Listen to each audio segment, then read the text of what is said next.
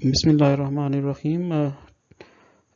In this lecture, we will learn about acid-base titration.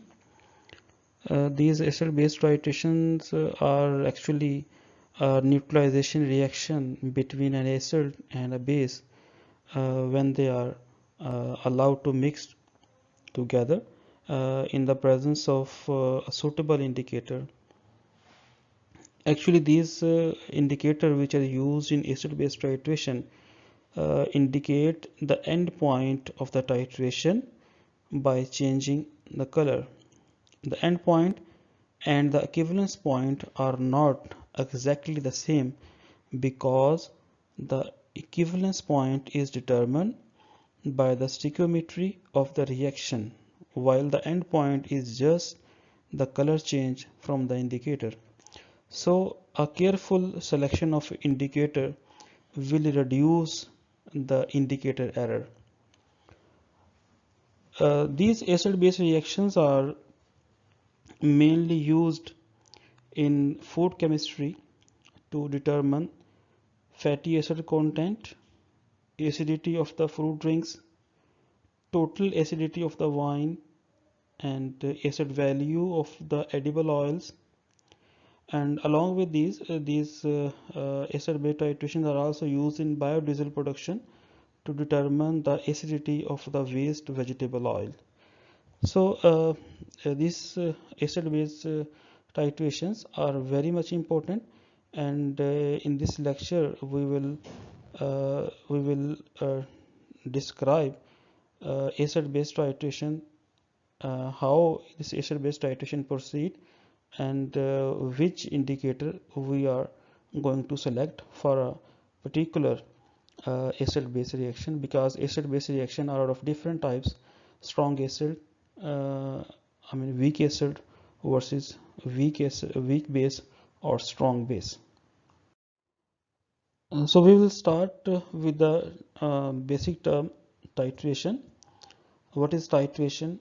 Titration is a process in which we can estimate the volume of a solution, the solution of acid and base, which will neutralize each other. And if they are same strength, they will use equal quantity of the solvent of the solution to neutralize each other. Titration के अंदर अगर हम acid और base को इस्तेमाल कर रहे हैं, अगर उन दोनों की मोलैरिटी या नॉर्मेलिटी दोनों की अगर स्ट्रेंथ सेम है, तो एक दूसरे को न्यूट्रलाइज करने के लिए दोनों इक्वल अमाउंट, दोनों इक्वल वॉल्यूम यूज करेंगे if they have the same strength. So by using a solution of non concentration, जिसको हम स्टैंडर्ड कंसंट्रेशन भी कहते हैं, the concentration of another solution can be determined. तो अगर हमारे पास एसिड और बेस हैं, तो दोनों में से एक की हमें कंसंट्रेशन मालूम होनी चाहिए और दूसरी कंसंट्रेशन हम एसिड बेस टाइट्रेशन की मदद से या सिंपल टाइट्रेशन की मदद से हम जो है वो डिटरमिन कर लेते हैं. The process of adding a standard solution from burette or other liquid dispensing device to an analyte in the form of solution, the reaction is believed to be completed in the presence of some suitable indicator. So what is standard solution? Any solution which concentration is known, any solution whose concentration is known, जिसकी भी solution की हमें concentration known होती है, उसको हम standard solution कहते हैं. तो सोल्यूशन ऑलरेडी आप उसके बारे में जानते हैं. सोल्यूशन जो है वो सॉल्यूट और सॉल्वेंट की एक स्पेसिफिक जो है रेशो होती है. जब भी कोई अमाउंट किसी भी सॉल्यूट की किसी स्पेसिफिक वॉल्यूम में ऐड कर देते हैं, तो then a solution will be form. This is the whole apparatus used for titration. इसमें आप के सामने एक कोनिकल फ्लास्क है और उसके ऊपर एक ब्यूरेट लगा हुआ है. उस ब्यूरेट के अंदर, ब्यूरेट जो है वो 50 ml का भी हो सकता है और 100 ml का भी हो सकता है. और जो एडवांस टाइप ऑफ ब्यूरेट्स हैं, उसमें एक साथ बॉटल अटैच होती है जो उससे ऑटोमेटिक रिफिल कर देता है जब आप उसे पुश करते हैं. तो इस ब्यूरेट के अंदर टाइट्रेंट होता है, तो जिसकी स्ट्रेंथ आमतौर पे जिसकी स्ट्रेंथ आपको मालूम नहीं होती, वो आप उसको ब्यूरेट में लेते हैं, और नीचे एनालाइट है जिसकी स्ट्रेंथ आपको पता होती है। तो ये कोई ज़रूरी रूल नहीं है, आप इसको वाइस वर्सा भी कर सकते हैं। और इसके साथ एक वो ब्यूरेट स्टैंड है, इस ब्यूरेट स्टैंड में आप इस ब्यूरेट को फिक्स करते हैं, और इस ब्यूरेट में जो टाइट्रेंट है आप उसको ऐड करते हैं, और जो एनालाइट के साथ आप नीचे फ्लास्क में स्पेसिफिक अमाउंट ऑफ एनालाइट लेते हैं इन द सोल्यूशन फॉर्म, और उसमें आप इंडिकेटर के 1 या 2 ड्रॉप्स ऐड करने के बाद आप टाइट्रेंट जो है वो ड्रॉप वाइज ऐड करना शुरू करते हैं। और जब कलर जो है चेंज हो जाता है तो एंड पॉइंट उसका अपेयर हो जाता है, तो आप उसकी टाइट्रेशन जो है वो स्टॉप कर देते हैं, और टाइट्रेंट का जितना वॉल्यूम यूज़ हुआ होता है आप उसे नोट कर लेते हैं, और इसमें वॉल्यूम और कंसंट्रेशन, और अगर ज़रूरत पड़े तो नंबर ऑफ मोल भी हम इस्तेमाल करते हैं for the determination of the unknown strength of the solution. Here we have some terms used in the titrations known as titrant, equivalence point, end point, titration error. We are going to discuss one by one. Titrant is the solution added from the burette. जो भी burette में आपके पास solvent या solution है, आप उसे जब solution जो burette में है वो जो आपके पास वो है उस titrant कहलाएगा। और equivalence point क्या होता है? The point in titration process when the amount of titrant is chemically equivalent to the amount of analyte in the sample. अब आप इक्विवेलेंस पॉइंट को एंड पॉइंट से मिक्स नहीं करेंगे, क्योंकि इक्विवेलेंट पॉइंट और एंड पॉइंट जो है वो सेपरेट टर्म्स हैं। इक्विवेलेंस पॉइंट जो है वो स्टिक्योमेट्रिकली डिटरमिन करते हैं, जब इक्वल मोल जो है इक्वल क्वांटिटी जो है अमाउंट जो है टाइट्रेंट की और एनालाइट की मिक्स करते हैं। जबकि एंड पॉइंट जो है, एंड पॉइंट आमतौर पे इंडिकेटर की जब कलर चेंज करने के साथ होता है तो उसे हम एंड पॉइंट बोलते हैं। And point of a titration is a point when the indicator changes colour.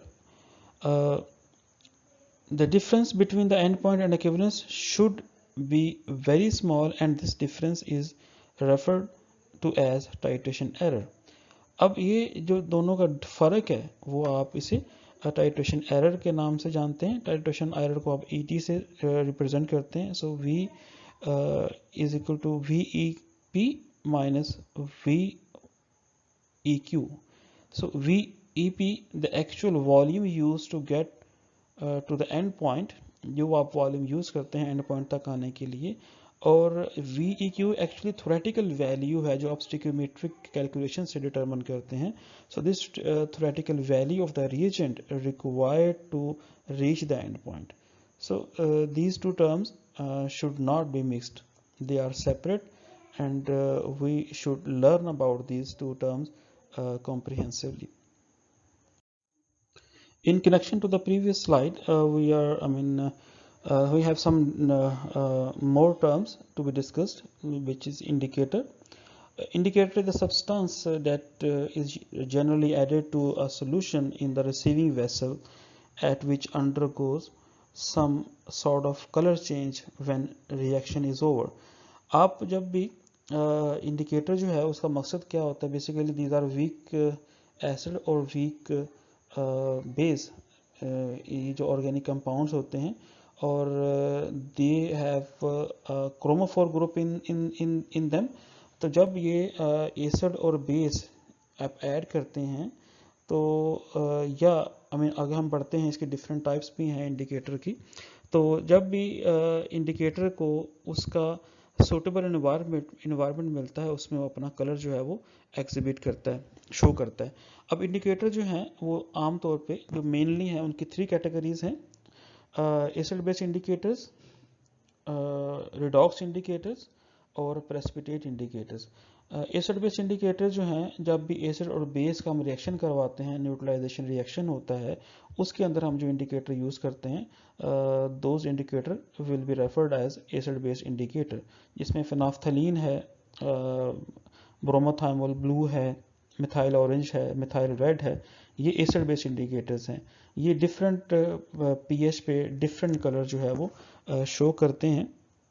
जिस तरह से मिथाइल जो मिथाइल ऑरेंज जो है ये येलो होता है 3.3 pH से कम अगर हो तो ये 3.5 गालबन उससे कम हो तो ये येलो होता है, और अगर आप 4.5 से अब चले जाते हैं तो ये रेड कलर शो करना शुरू कर देता है। सो एसिड बेस इंडिकेटर जो हैं ये एसिड बेस रिएक्शन में इस्तेमाल होते हैं, जबकि redox indicators are used in the redox titrations. The example of this redox indicator is potassium permanganate, जो कि सेल्फ इंडिकेटर है। अगर आप पोटाशियम परमैंगनेट को ऑक्सैलिक एसिड के अगेंस्ट टाइट्रेट करते हैं तो जो पोटाशियम परमैंगनेट जो है वो स्ट्रॉन्ग ऑक्सीडाइजिंग एजेंट है और उसको इलेक्ट्रॉन की ज़रूरत होती है, और वो ऑक्सैलिक एसिड जो है वो रिड्यूसिंग एजेंट है। ऑक्सैलिक एसिड इलेक्ट्रॉन देता है और जो ऑक्सीडाइजिंग एजेंट है कि MnO4 वो इलेक्ट्रॉन रिसीव करता है। तो इस इलेक्ट्रॉन के गिव एंड टेक को जो ऑक्सीडेशन और रिडक्शन रिएक्शन हो रहे हैं इसको रिडॉक्स रिएक्शन बोलते हैं। और इसमें जो कलर चेंज हो रही है वो मैंगनीज है जो +7 से +2 की फॉर्म में आ जाती है। तो +7 में ये पर्पल कलर शो करती है, और जब ये +2 की फॉर्म में आती है मैंगनीज सल्फेट में तो ये कलरलेस हो जाती है। तो these type of indicators are known as redox indicators. और थर्ड टाइप इसकी है वो है precipitate indicators. Precipitate indicators actually कोई कंपाउंड्स नहीं होते। जब भी कोई दो सॉल्यूशंस को मिक्स किया जाता है तो वहाँ पे रिएक्शन के नतीजे में जो प्रोडक्ट बनती है, प्रोडक्ट जो है वो insoluble in the mother liquid होती है, तो वहाँ प्रेसिपिटेट बनना शुरू हो जाते हैं। तो वो जो प्रेसिपिटेट का बनना जो है वो इटसेल्फ एक इंडिकेटर के तौर पे शो होता है। और प्रेसिपिटेट डिफरेंट कलर्स के भी हो सकते हैं और प्रेसिपिटेट जो हैं वो कलरलेस भी हो सकते हैं। ओके, इंडिकेटर के बाद इस लेक्चर में we will discuss only acid base indicators. तो कौन कौन से इंडिकेटर्स इस्तेमाल होते हैं किन किन रिएक्शंस में। जब एसिड बेस इंडिकेटर जो है वो एसिड बेस अगर एसिड स्ट्रॉन्ग है और बेस भी स्ट्रॉन्ग है तो इंडिकेटर मुख्तलिफ होगा। अगर एसिड वीक है और बेस स्ट्रॉन्ग है तो इंडिकेटर मुख्तलिफ होगा। अगर स्ट्रॉन्ग एसिड है और वीक बेस है तो इंडिकेटर मुख्तलिफ होगा। इस तरह से हम इसको आगे फर्दर स्लाइड्स के अंदर जाके इसको पढ़ते हैं। और नेक्स्ट टर्म जो है वो है back titration, the process of adding excess amount of standard titrant, and the excess is determined by back titration using second standard. The equivalence point corresponds to the amount of initial titrant is chemically equivalent to the amount of analyte plus the amount of the back titration. Okay, acid-base titrations are a very quick and accurate method to determine the acidic or basic substance in any sample. These titrant is typically a strong acid or a base. The sample species can be either a strong or weak acid or base. इस acid base titration के अंदर हम किसी भी जो sample है उसमें जो भी ग्रुप मौजूद हैं एसिडिक हैं या बेसिक हैं उनकी प्रेजेंस का और उनकी क्वांटिटेटिव एनालिसिस के लिए हम कर सकते हैं। तो ये डिपेंड करता है कि आप सैंपल में क्या चीज़ डिटरमिन करने चाह रहे हैं। अगर आप बेसिक सैंपल जो है अगर सैंपल के अंदर बेसिक कंपोनेंट्स डिटरमिन करने हैं तो आपका टाइट्रेंट जो है वो एसिडिक होना चाहिए।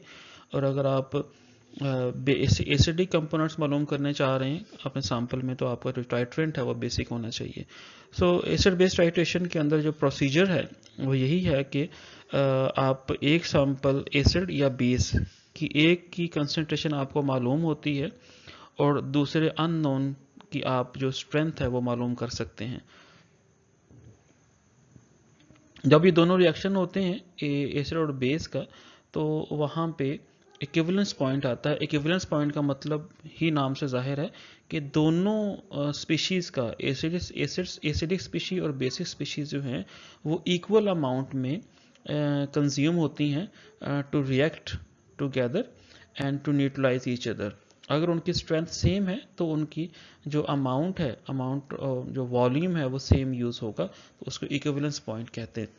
और एंड पॉइंट जो है वो एंड पॉइंट लेने के लिए हम एसिड बेस टाइट्रेशन के अंदर एक इंडिकेटर यूज़ करेंगे। नेक्स्ट स्लाइड हम इंडिकेटर के हवाले से पढ़ेंगे। इंडिकेटर यूज़ करते हैं। इंडिकेटर जो है वो हमें इस एसिड और बेस के दरमियान जो रिएक्शन हो रहा होता है उस एसिड और बेस के रिएक्शन को मुकम्मल करके हमें एक इंडिकेट करता है कि रिएक्शन कंप्लीट हो गया हुआ है। एसिड बेस इंडिकेटर जो होते हैं ये ऑर्गेनिक वीक ऑर्गेनिक एसिड और बेसिस होते हैं, वीक बेसिस होते हैं। ये इनका काम जो है वो इनका प्राइमरी ऑब्जेक्टिव ये होता है कि ये रिएक्शन की कंप्लीट होने की इंडिकेशन देते हैं।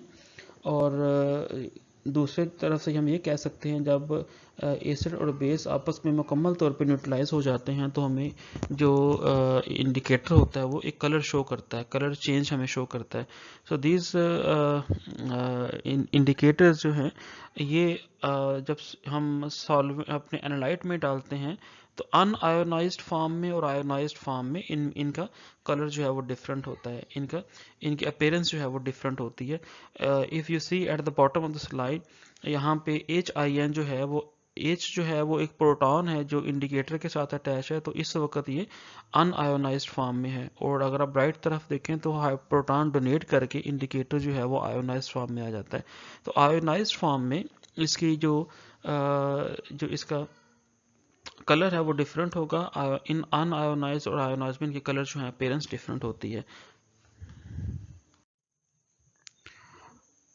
अकॉर्डिंग टू क्यूनोनॉइड थियरी, जो इंडिकेटर्स का जो कलर चेंज है वो उनके स्ट्रक्चरल चेंजेस की वजह से अपीयर होते हैं। जब भी उनके स्ट्रक्चर के अंदर चेंजेस होगी, वहाँ प्रोटॉन डीप्रोटीनेशन या प्रोटीनेशन होगी, तो उनके जो स्ट्रक्चर है वो चेंज होता है।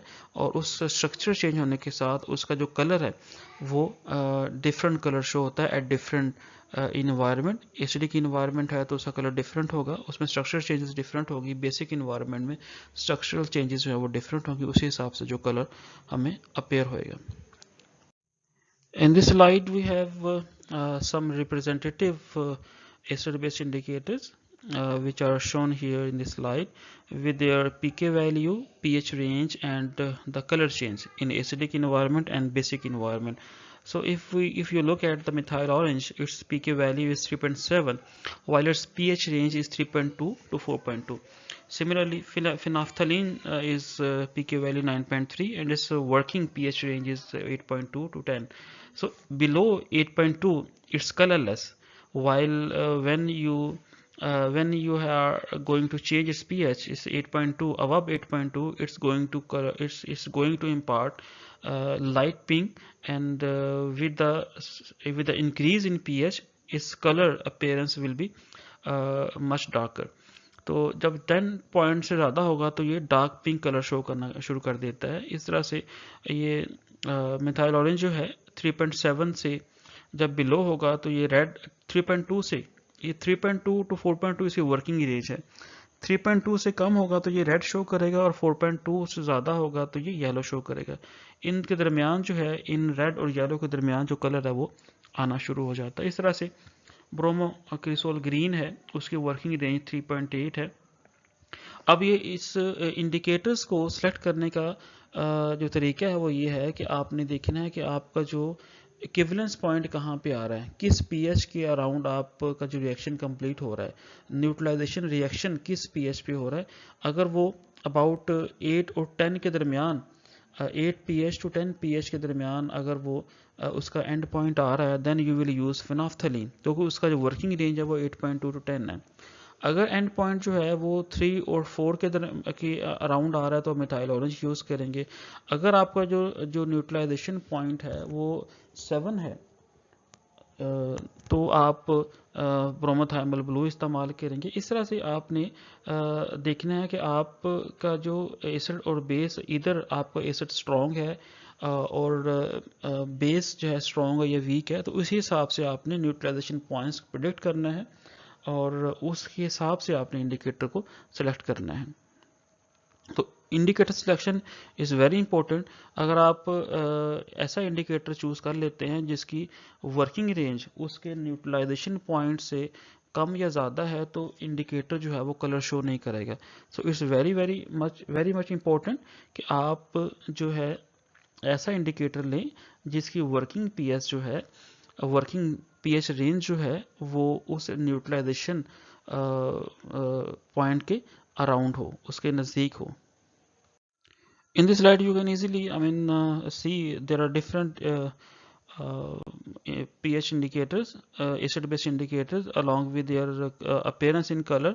आप देखते हैं फिनोफ्थलीन जो है वो 8.2 से कम आते हैं तो कलरलेस है, और उससे ऊपर जाना शुरू होते हैं तो पिंक की तरफ जाना शुरू हो जाता है। इस तरह बाकी जो है वो आप methyl orange, methyl red, thymol blue, methyl yellow, different indicators इस पिक्चर में दिखाए गए हैं, और जिनकी जो वर्किंग रेंज जो है वो भी साथ शो की गई है। जब एसिड और बेस रिएक्ट करते हैं तो उन एसिड बेस टाइट्रेशन में जो रिएक्शन प्रोसीड हो रहा होता है उस रिएक्शन के अंदर पीएच वैल्यू जो है वो चेंज हो रही होती है। अब इस चेंज इन पीएच को अगर हम प्लॉट करते हैं वॉल्यूम ऑफ द टाइट्रेंट जो आप ब्यूरेट से ऐड कर रहे हैं, then you will have a acid base titration curve. This acid base titration curve is very much important to calculate the equivalence point of the reaction. pH meter can be used to monitor pH during the titration, or acid base indicator can also be used to signal the reaching the equivalence point. Here we have types of acid base titrations. Acid may be a strong acid or weak acid, or similarly base may be either a strong base or a weak base. So if you are reacting strong acid versus strong base, it's a strong acid versus strong base type, and the second type is strong acid versus weak base. Third one is weak acid versus strong base, and the last type is weak acid versus weak base. We will discuss one by one in upcoming slides. Okay, when you are going to react a strong acid versus strong base, then the equivalence point would be around 7, and indicator that can be used is methyl orange or phenolphthalein. When you are going to react a strong acid versus a weak base, then the equivalence point must be below 7 pH. It should fall in the acidic pH, and then you will use a methyl orange indicator as an indicator in that acid base reaction. And then if you are using a weak acid to neutralize a strong base, then the ultimate endpoint and equivalence point would be falling in the higher pH, and this pH would be basic, and then for basic reaction phenolphthalein indicators are used. Okay, in first case a strong acid will be used to neutralize a strong base. In this reaction, sodium hydroxide, which is taken as a strong base, it will react with a strong acid, which is a hydrochloric acid. Then the neutralization reaction will occur, and you will have a salt, that is sodium chloride. In this strong acid versus strong base titration, there are three nominal regions, which is before equivalence point, at equivalence point, and after equivalence point. Definitely, if you are going to take acid as an analyte, and you are going to take sodium hydroxide as a titrant, then before equivalence point acid is present in an excess amount, while at equivalence point mole of both species are equal. That's why this is named as equivalent point. And after equivalence point, definitely over that titration would be named as over titration, and this over titration includes the excess amount of the base in that reaction. So the Over titration can be calculated by counting the dilution of the titrant. It would be calculated as according to the given formula. MV M is the molarity of the sodium hydroxide, or normality of the sodium hydroxide, minus MVHCl. M and V are the corresponding strength and the volume of HCl over divided by total volume. If there is an equivalence point that comes at 100 ml and you used 110 ml of base, then it's named as over titration. आपने 10 ml ज़्यादा इस्तेमाल कर लिया, 100 ml पे equivalence point आना चाहिए था 100 ml। अगर 0.1 मोलर आप NaOH ले रहे हैं और 0.1 मोलर ही आप HCl ले रहे हैं, तो 100 ml अगर एसिड यूज़ हो रहा है तो 100 ml ही सोडियम हाइड्रोक्साइड यूज़ होना चाहिए था। लेकिन आप जो है केयरलेसनेस की वजह से आपने ज़्यादा उसमें बेस ऐड कर दिया, तो इसको हम ओवर टाइट्रेशन कहेंगे। और जो ज़्यादा वॉल्यूम यूज़ हुआ है उसकी जो डाइल्यूशन हुई है टाइट्रेंट की, वो कैसे उसको हम करेंगे, वो अब इस फार्मूला के ज़रिए से आप उसकी कर सकते हैं। तो आप PUH की वैल्यू निकालेंगे जो कि 2.32 आई है, हमने एक सपोज लिया था यहाँ पे। तो इस तरह आप इसकी pH जो है 14, आपको पता है pH plus PUH is equal to 14 होती है। सो इफ अगर आपके पास PUH की वैल्यू है, then you can easily calculate the value of pH by subtracting from the 14. So then you will have a pH value of the overall solution. This is the acid-base titration curve, which is achieved from when you are reacting a strong acid versus strong base. So in this reaction, in this curve, pH, the change in pH is plotted against the volume of that titrant. Again, that acid-base titration curve, if you look at this picture, the pH, the starting point of the reaction is about 1 pH. आप देख सकते हैं कि 1 pH के लगभग ये start हो रहा है और तकरीबन स्टेडी चलता है।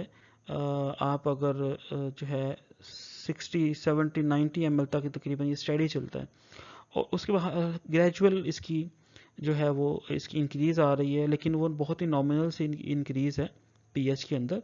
इसका मतलब जब pH 1 थी तो इसका एसिडिक इन्वायरमेंट था, बिफोर इक्विवेलेंस पॉइंट जो है वो इसका जो इन्वायरमेंट है वो एसिडिक है। लेकिन जो ही ये 90 ml के बाद इसमें एक शार्प टर्न आया, शार्प राइज आई, वर्टिकल जोन आया। ये जो वर्टिकल जोन है बेसिकली ये इक्विवेलेंस पॉइंट को डिटरमिन करने में हेल्प करता है। और अब देखें कि 100 ml के लगभग जो है यकदम इसके अंदर चेंज आया। अब यहाँ पे आप जो इंडिकेटर यूज़ कर सकते हैं, क्योंकि इसका जो वर्टिकल जोन है वो काफ़ी लंबा है, काफ़ी इसकी शार्प जो राइज है वो काफ़ी बड़ा है। आप मिथाइल ऑरेंज भी इस्तेमाल कर सकते हैं, आप लिटमस भी इस्तेमाल कर सकते हैं, आप फिनाफ्थलीन भी इस्तेमाल कर सकते हैं, क्योंकि तीनों की जो वर्किंग रेंज है मिथाइल ऑरेंज की 3 to 4 के दरमियान आ रही है, इसका जो इक्विवेलेंस पॉइंट भी उसमें आ रहा है। लिटमस की जो है वो अबाउट 7 के लगभग होती है, और फिनाफ्थलीन जो है वो 8 to 10। अब अगर देखें इसका जो टर्मिनल जो टॉप पे जो इसका एंड हो रहा है वो अबाउट 10 से 13 की तरफ जा रहा है, तो आप इस 10 तक आप जो है फिनाफ्थलीन इंडिकेटर भी इस्तेमाल कर सकते हैं। तो ये इक्विवेलेंस पॉइंट जो है इस पे डिपेंड करता है कि आपने कौन सा इंडिकेटर इस्तेमाल करना है। तो आप देखें स्टार्टिंग इसकी pH जो है वो 1 pH स्टार्ट हो रहा है, जब इसमें बेसिक मीडिया बहुत थोड़ा था और एसिडिक इन्वायरमेंट था, और जो आप इसमें इस बेस ऐड करते जा रहे हैं इसकी जो एसिडिटी है वो कम होती जा रही है और इसकी pH वैल्यू जो बढ़ना शुरू हो जाती है, और इसकी pH अल्टीमेट जो है वो तकरीबन 13 pH के लगभग जो है वो ख़त्म होती है, 12.5-13 के लगभग जाके इसकी pH जो है एंड हो रही है। तो वो इसका मतलब है कि जब 13 pH आती है तो वहाँ पे इस बेसिक इन्वायरमेंट जो है वो ज़्यादा हो गया है और बेसिक कंपोनेंट ज़्यादा हो गए हैं और एसिडिक कंपोनेंट जो है वो कम हो गए हैं। ये कुछ इंपॉर्टेंट फैक्ट्स हैं जो एसिड बेस टाइट्रेशन कर्व में जो strong acid versus strong base हमने कर्व लास्ट स्लाइड में डिस्कस की है उसके बारे में है कि इसका इक्विवेलेंस पॉइंट 7 पे आ जाता है और pH जो है वो स्लोली इंक्रीज करती है, आहिस्ता आहिस्ता बढ़ती है, और जब इसका एक सफिशेंट, जब एसिड जो है मुकम्मल तौर पे न्यूट्रलाइज हो जाता है बेस के साथ, तो यकदम उसके पीएच के अंदर राइज आती है। That rise a vertical zone कहलाता है, और उस वर्टिकल जोन के हिसाब से हमने जो इंडिकेटर यूज़ करना है वह उसकी सिलेक्शन करते हैं। और इस एसिड बेस जो strong acid versus strong base के लिए हम फिनाफ्थलीन इंडिकेटर आमतौर पर इस्तेमाल करते हैं। Okay, the second case is weak acid, like acetic acid versus a strong base. जब आप वीक एसिड को लेते हैं और उसको टाइट्रेट कराते हैं अगेंस्ट सोडियम हाइड्रोक्साइड, तो इनिशियली उसकी पीएच जो है वो 4 पे स्टार्ट हो रही है, और अगर आप 4 से देखें ऑनवर्ड ये एक स्टेडी इंक्रीज आती है। आप जब जब इसमें एल्कली ऐड कर रहे हैं, वो एल्कली जो है वो एसिटिक एसिड को हाइड्रोलाइज कर रही है, और हाइड्रोलाइसिस के बाद जो एसिटिक एसिड अपना प्रोटॉन सिस्टम में दे देता है, तो जो सोडियम हाइड्रोक्साइड है उसको न्यूट्रलाइज कर रही है एसिटिक एसिड को।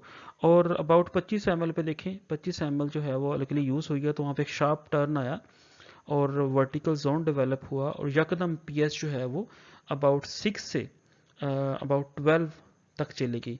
क्योंकि आप सोडियम हाइड्रोक्साइड यूज़ कर रहे हैं, तो यही यहाँ पे 6 के लगभग जो है 6 टू अबाउट 6.5 टू ऊपर से 7 तक तकरीबन इसका जो इक्विवेलेंस पॉइंट आ रहा है। तो इस इक्विवेलेंस पॉइंट का मतलब है कि इसने इस रेंज में आप 6.5 से लेके आप 11.5 या 12 तक के दरमियान आप इंडिकेटर जिनकी वर्किंग रेंज है आप इनको इस्तेमाल कर सकते हैं।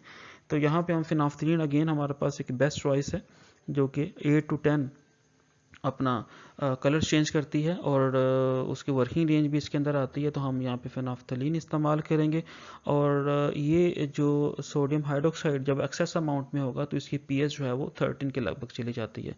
इनिशियली जब सोडियम हाइड्रोक्साइड कम था और एसिटिक एसिड ज़्यादा था, तो उसकी पीएच जो है वो 4 से स्टार्ट हो रही थी। यहाँ पे कुछ इंपॉर्टेंट फीचर्स बताए गए हैं जो वीक एसिड और स्ट्रॉन्ग बेस के दरमियान हमने एक टाइट्रेशन कर्व ड्रा की थी, उससे कंक्लूड किए गए हैं। अगर आप जो है वो strong acid versus strong base देखें, तो एंड पॉइंट जो था वो 7 के अबाउट आ रहा था।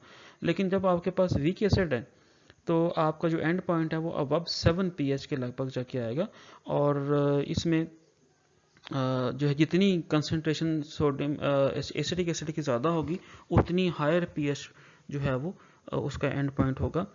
और फिनाफ्थलीन यहाँ पे हम इस्तेमाल करते हैं आमतौर पे जो इंडिकेटर है, और पीएच मीटर भी आप यूज़ कर सकते हैं for titration of this weak acid versus a strong base.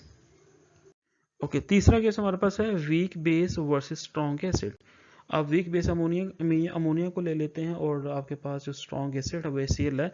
इसमें देखें, आप इनिशियली आप अगर वीक बेस ले रहे हैं, तो आपकी इनिशियली पीएच जो है वो अबाउट 11 से स्टार्ट हो रही है, और जब उसमें आप एसिड ऐड करते हैं तो उसकी पीएच के अंदर एक ग्रेजुअल फॉल आता है, उसकी पीएच जो है वो कम होना शुरू हो जाती है। बेसिक से जो इन्वायरमेंट है वो एसिडिक की तरफ आना शुरू हो जाता है, और अबाउट 6 pH 5 to 6 के दरमियान जाके इसका इक्विवेलेंस पॉइंट आता है। और वहाँ पे उस पॉइंट के बाद अगर आप मज़ीद एसिड ऐड करते हैं, तो इसकी पीएच जो है वो अबाउट 1 पे आ जाती है, क्योंकि HCl जो है वो उससे पहले अगर आपको याद हो strong acid versus strong base में इसकी पीएच स्टार्ट 1 से हुई थी। तो ये स्टार्ट होता है 11 से, और इसकी पीएच फॉल कर जाती है आके 1 पे आके। तो इसमें जो इक्विवेलेंस पॉइंट जो हमारे पास है वो अबाउट 5 to 6। तो यहाँ पर वो इंडिकेटर इस्तेमाल करेंगे जो जिसमें हमारे पास वर्किंग रेंज जो है वो इस इक्विवेलेंस पॉइंट के करीब आ रही हो। Okay, when you react weak acid versus